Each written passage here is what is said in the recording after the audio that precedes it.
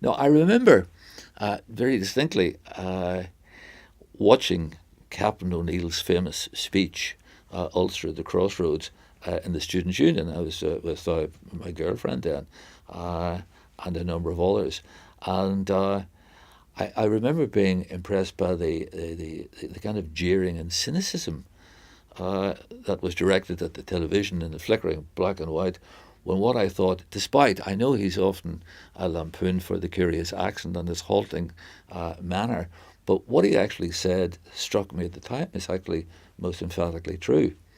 While my desire to have a radical student heart was there, right, I do think that I thought that he was making significant changes, right, and that it would be all right, but with reservations. O'Neill, as I say, I believe I saw him make his Ulster at the Crossroads speech, and as a 10, 11-year-old, have a memory of thinking, the man's right. Why would anybody want to argue with him? We need to change things and just make people as happy as we can. So some people say, he was ahead of his time. But then sometimes unionism says that about any unionist leader who wants to take a liberal sort of a path. I think he was on the right path, and if we'd followed that path, who knows, maybe we would have settled things down much more quickly and with a lot less devastation than we had. I admire Terence O'Neill. I think he had the right idea in terms of modernising the country. Well, I suppose he did his best to make a sort of weak attempt to bring harmony. I remember his speech on television, iconic speech. Well, it didn't do him any good, but he was a sort of weak liberal, I suppose.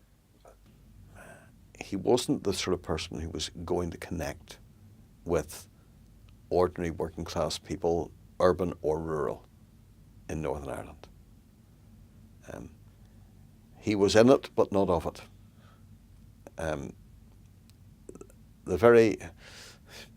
The mannerisms, the accent, the affluent background, all of that meant he didn't really understand the nature of the unionist people. Well, they thought he was going too far.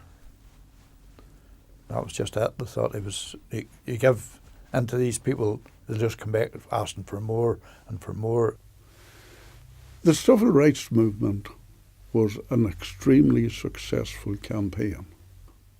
In such a short period of time, that the civil rights movement had the one man or one person, one vote, the disbanding of the commission in Derry, the point system for the allocation of housing, the ombudsman, and all of the abuses, all of the injustices that we had